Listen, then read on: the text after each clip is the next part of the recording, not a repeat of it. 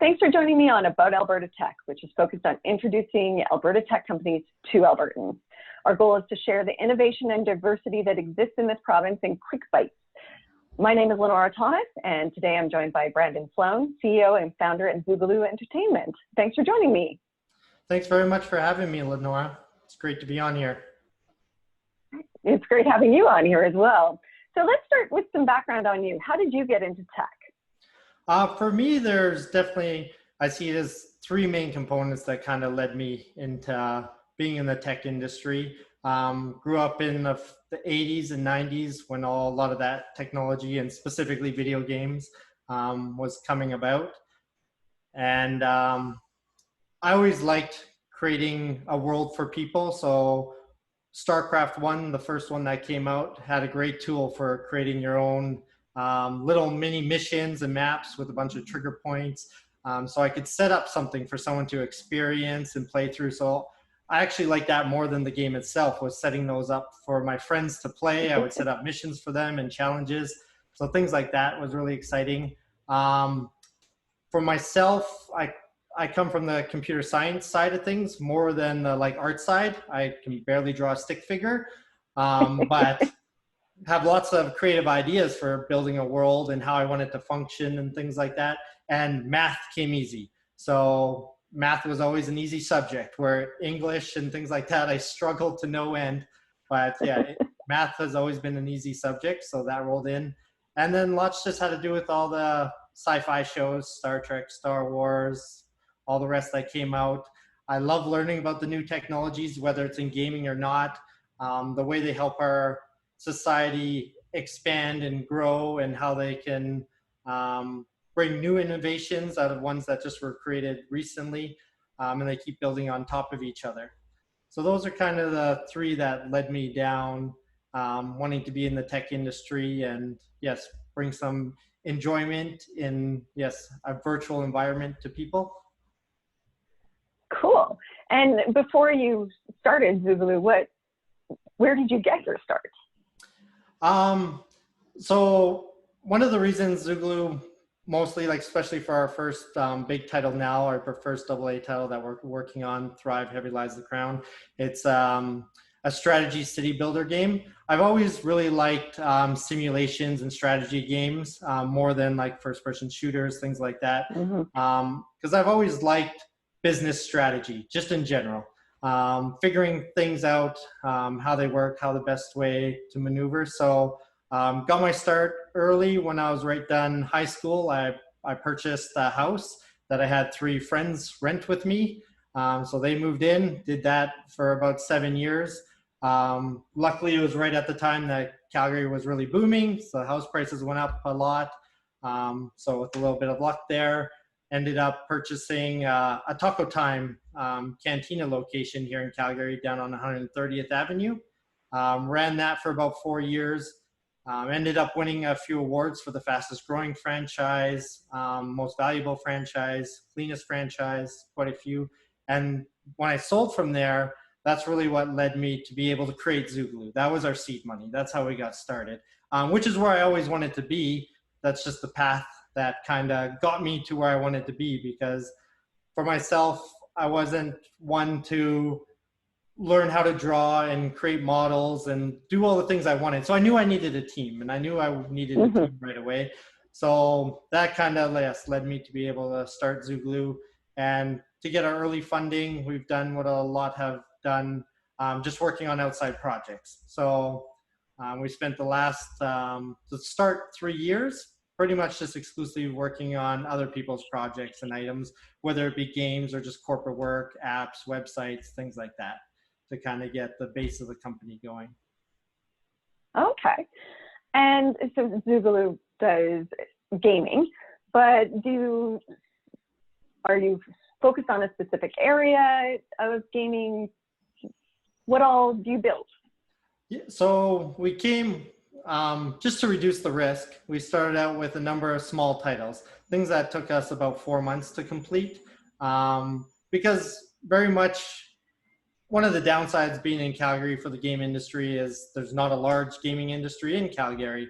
Over the last couple of years, we've seen great strides, and I'm so excited for some of things that have come about in the last couple of years, and want to definitely continue that, and hopefully, help support that as much as I can. Anything I can do to help tech in general in Alberta, and specifically gaming, which is the industry that I would love to see the most become known for here in Alberta.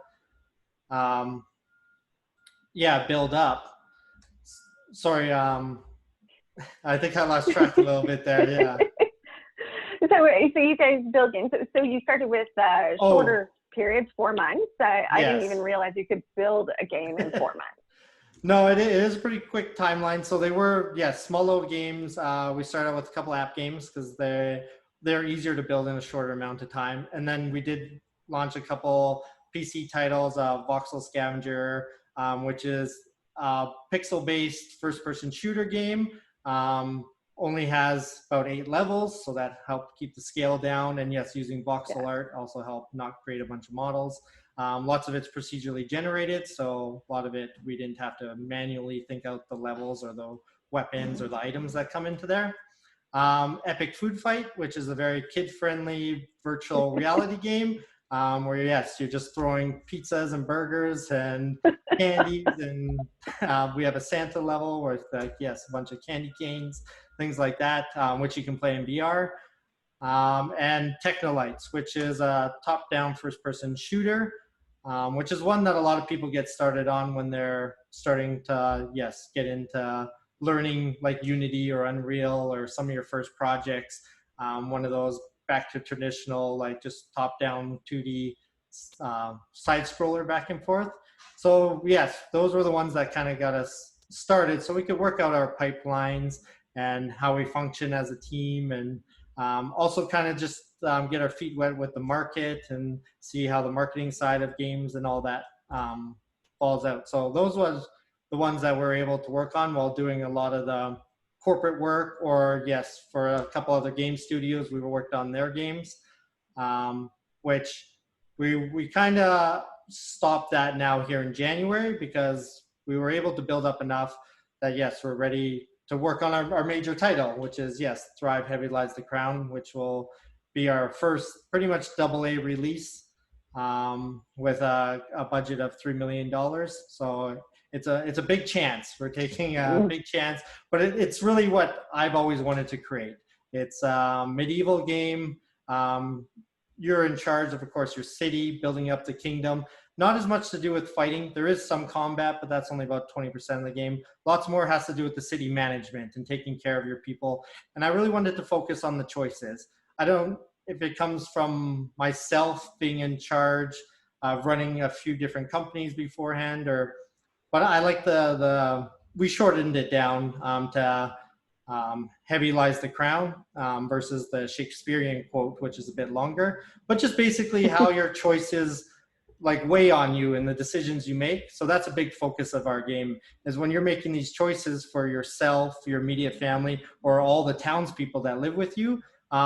We want the player to really experience the weight of those choices, what they decide, path one or the other. And we don't really tell players what's going to happen when they do it. It's more your advisors, like any great team, will have their input and their suggestions on what might work, but you never know the outcome. And that's kind of how we've layered the game as well, that you don't know the outcomes and they kind of weave you down one path or the other. That's intriguing. That's awesome. Okay. And so you started in Calgary because you're a Calgarian, but how have you found building up a gaming company in Calgary? I know that it's a bit harder and there's not as much as a community. Have you been able to work with the teams out of Edmonton to get some of that contact, or did you need to go further afield? Yes, that has definitely been a challenge. Yes, I am myself born and raised here in Calgary and have a very close-knit family, so it'd be very tough to move. And also, yes, I would, in this time that we're in right now, we are looking to diversify the economy and things like that. So I would like to be a household name here in Calgary for tech, and, have this game reach a lot of people, because nothing brings me more joy than seeing people play our game and having fun with it. and the more people that play it, the more exciting it becomes. But yes, it was challenging here in Calgary to find anyone that had very like gaming experience. So we have Yeah. very smart, talented people, but they all had to pick a bit different career paths or leave. That was pretty much for quite a Yeah. while. That was their choices. Um, and it was hard on me too, because being a startup, I didn't want people to really move their whole family. Like we did have a number of people that maybe could have been great to bring on from Toronto, Montreal, Vancouver.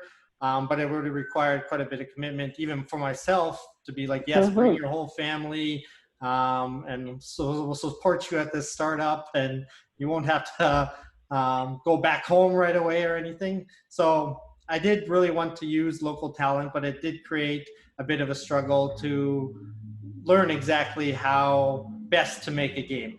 A lot of the talent was there. Like I said, like we have a lot of modelers that worked on a lot of oil and gas stuff and have great modeling skills, even ones from the film industry that we're able to find. Oh, But um, yeah, it wasn't specifically gaming.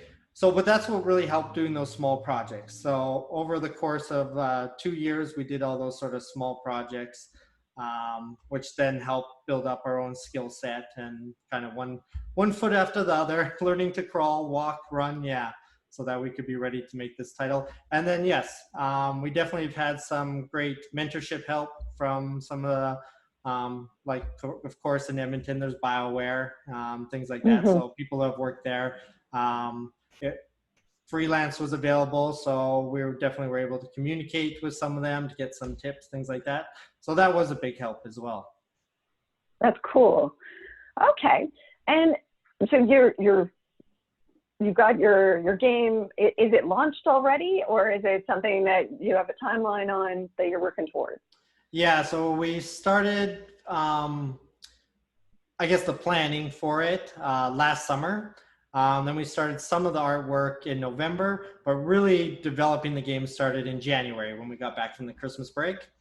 So while most of the game now has been developed, while we've been, yes, at home, things like that.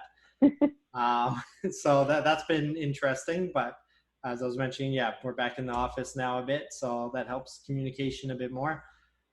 But yeah, the game is only scheduled to launch probably towards the tail end of 2022, or yes, the first quarter of 2023. So it will be, like I said, our first major project. So we're putting in a lot of great effort. We're involving the community early. We've already racked up 1,200 Discord members that we couldn't be more grateful for, helping us Wow. with ideas and things they would like to see, along with, yes, an email list of 60,000. So we do send out play tests and they give us feedback. We have forms in the game that you can just fill out directly as you're playing, asking you how you found the UI or how you found the models or some of the animation. So we're looking to work closely, yes, with the community as we build out the game, versus going some of the traditional route of keeping things behind closed doors till it's ready, which have their risks as well. For us, I felt, again, I'm a very open person, so I like the communication back and forth. Yes, it creates sometimes people like, oh, that looks really bad or that's not great. So you do get those, which, Mm-hmm. that I'm happy for the constructive feedback and that we can improve the game. But there is always the saying, like, first impressions are everything. So Mm-hmm. that's the challenge side of doing it this way. But for us, so far, it's worked really well, and we've found a very supportive community that we're very happy to have along with us for this journey. I had no idea you could do that within a gaming design. That makes so much sense, because if you can get people bought in early, when the game comes out, you have a community to work with. Exactly, and I very much feel like they're a part of it with us. I very much feel that way. Same when I went back in my teenage years building those StarCraft levels. I mean, it was sharing it with friends immediately as I was working out that more ideas would come out and be better for the next player. So yeah, it's always been exciting for me to go through that process with everyone. So in your background, you have a couple of drawings. Are those designs for the game itself? Yeah, those are some of our characters. So along with you making the choices, we do also have there is three paths, basically, sort of evil, neutral, and good. So your city and town will change based on the choices you make. Like I said, we're trying to make the choices not very straightforward. So you have to kind of navigate your path down the road and see how it plays out. And we also would like players not to get stuck in one choice. So if you're going down one path, yes, your first visually, your units in your town might start going towards the good side, but that doesn't stop you from going back towards the evil side with a couple of other decisions if you choose, or the other way. And there's a great game that I played, Black and White, that had like a similar concept of good and evil, but it was more about the gods and just you appeasing evil, the evil god or the good god. And I wanted to take the focus away from that and just more on your own moral decisions and your own moral compass about what you're going down, and not just have it be about this fantastical element of I want to appease this god because he's going to give me so-and-so thing. Just want it to be more about yourself and how you deal with maybe real life hard decisions within the game elements. I love it. Okay. So final question, what else do you think our community should know about you and Zugalu? Ourselves, we're located here in Mission and Calgary. We're always happy to have playtesters stop by and try out the game. I know that's extra tough right now, but it's pretty vibrant area usually with a lot of restaurants and stuff open. So that was a great enjoyment that we have had over the years, was people stopping by, which hopefully we can resume some of that coming up. Exactly. Yeah. Fingers crossed. And yeah, anyway, yes, go if you visit thrivehltc.com. That's where our landing page is. You can find out more about the game, and we're happy to have more people join us along the journey of creating the game with us. That is a very good call out, because I know some people that would love to do that. Well, that is so neat. Well, thank you so much for your time today. I love learning what you're doing and how you guys are building your game. And I can't wait to see the final results. Yes, thank you very much, Lenora.